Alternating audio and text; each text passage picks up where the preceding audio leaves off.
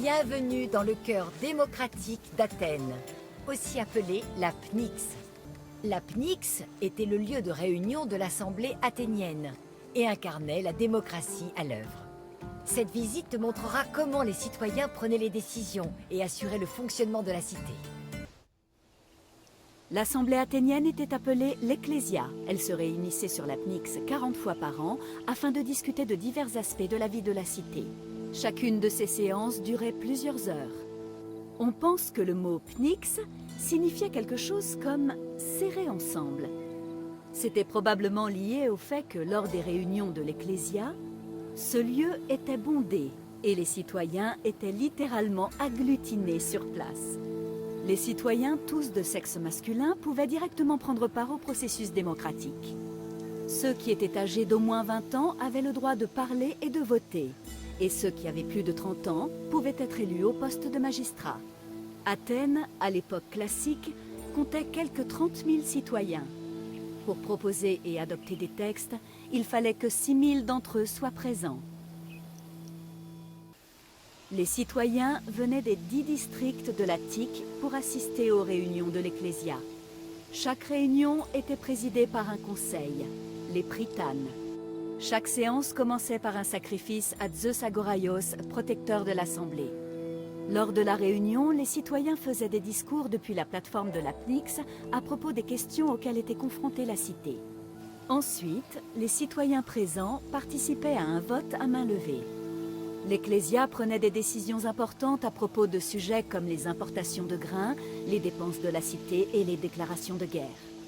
Si les citoyens ne pouvaient pas promulguer directement les lois, ils participaient à la nomination des législateurs d'Athènes, ce qui leur conférait un rôle important dans le fonctionnement quotidien de la cité. Si certains citoyens ne faisaient que participer aux séances de l'Ecclésia, d'autres pouvaient s'impliquer davantage dans le jeu démocratique en tant que magistrats.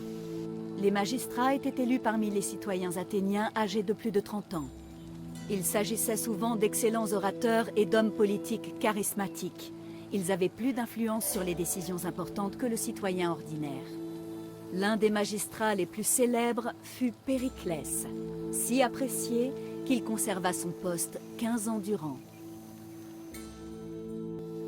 En théorie, chaque citoyen athénien de plus de 20 ans avait le droit de participer à l'Assemblée.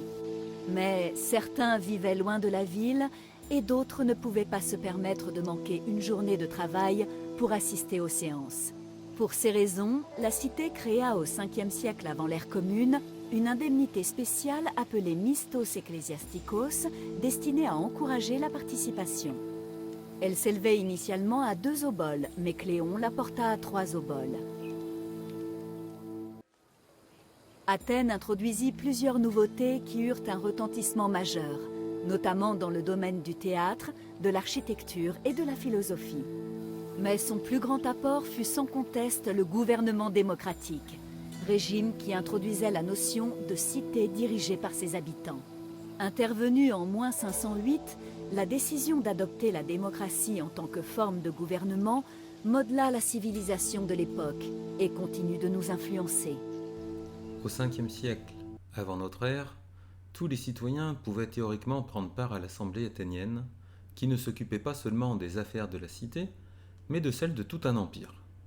Il va sans dire que gérer l'Assemblée n'était pas une tâche facile, et que l'un des principaux défis était de veiller à ce que les réunions se déroulent selon l'horaire prévu. Il était particulièrement important que tous les citoyens disposent du même temps de parole. C'est pourquoi une clepsydre, ou horloge à eau, était installée sur la Pnyx afin que tous les orateurs se voient allouer une durée d'expression identique. Une clepsydre était composée de 2 vases de grande taille, placés l'un au-dessus de l'autre, et d'un petit tuyau. Ce tuyau laissait s'écouler de l'eau dans le vase inférieur pendant 6 minutes. Puis les vases étaient inversés et le processus recommençait. Elles étaient également utilisées dans les tribunaux, où l'on veillait à ce que l'accusation et la défense s'expriment à égalité de temps. Nous voyons sur cette image une clepsydre romaine en bronze. Les citoyens aimaient-ils participer à la vie démocratique ? Eh bien, pas forcément. Certains avaient des occupations et s'étaient perdus une journée de travail. En théorie, la démocratie athénienne était censée accorder autant de pouvoir aux ouvriers qu'aux aristocrates. Mais en pratique, l'influence de la noblesse demeurait importante.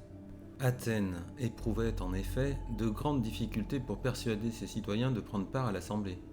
Les jours où l'assemblée se réunissait, la cité pouvait fermer effectivement ses boutiques et tentait de mener les gens vers la Pnyx. Athènes éprouvait en effet de grandes difficultés pour persuader ses citoyens de prendre part à l'assemblée. La situation évolua le siècle suivant lorsque les citoyens commencèrent à être payés pour prendre part aux réunions sous la forme d'une indemnité pour les heures de travail perdues. La Pnyx fut également agrandie afin d'accueillir jusqu'à 8500 citoyens, puis de nouveau pour porter ce nombre à 13 000. L'argent était une motivation plus efficace que la corde rouge. La corde rouge, c'était des esclaves qui devaient parcourir la ville et ramener les citoyens vers la Pnyx à l'aide de cordes teintes en rouge. Tout citoyen cherchant à s'échapper était marqué de cette peinture et recevait une amende pour avoir refusé de participer à la démocratie. Ainsi, la motivation par l'argent était plus efficace que la contrainte. Nos démocraties modernes sont un héritage de la démocratie athénienne ou des régimes démocratiques de la Grèce antique. En 1792, le révolutionnaire américain Thomas Paine écrivit en substance dans Les Droits de l'homme que l'Amérique serait ce qu'Athènes avait été en miniature. Si les démocraties modernes sont bien plus vastes et bien plus complexes que celles d'Athènes, elles présentent de nombreux traits communs. Le premier trait, c'est que la démocratie athénienne est née de la réaction vis-à-vis de la tyrannie de Pisistrate et de ses fils. La plupart des démocraties occidentales importantes furent également des réactions à des régimes perçus comme des tyrannies, comme la révolte des colonies britanniques d'Amérique ou les révolutionnaires français face à l'Ancien Régime. Ainsi, c'est l'élément principal de la démocratie. Se préserver des tyrannies. Donc, pour ceci, on donne le pouvoir de juger aux citoyens.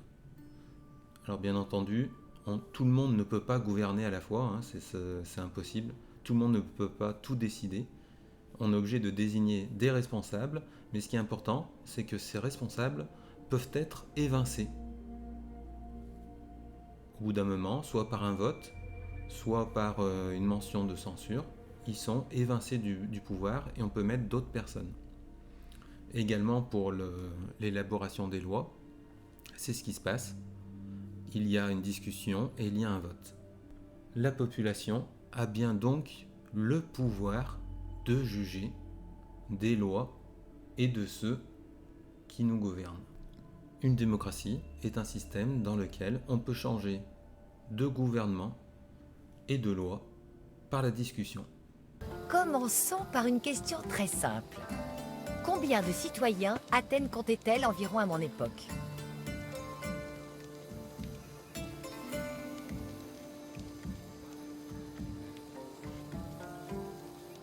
Oui, il y avait approximativement 30 000 citoyens à Athènes, mais la population de la cité était bien plus importante.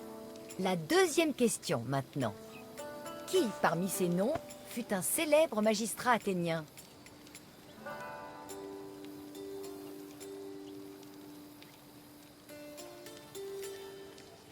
Oui, Périclès était un magistrat extrêmement populaire qui a réussi à rester à ce poste pendant 15 ans.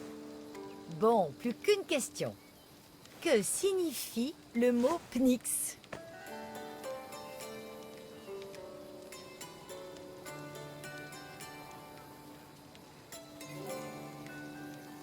Exact. La Pnyx était généralement remplie de citoyens assistant aux réunions de l'Ecclésia. Tu connais assez bien la démocratie pour briguer une fonction politique. Je te félicite.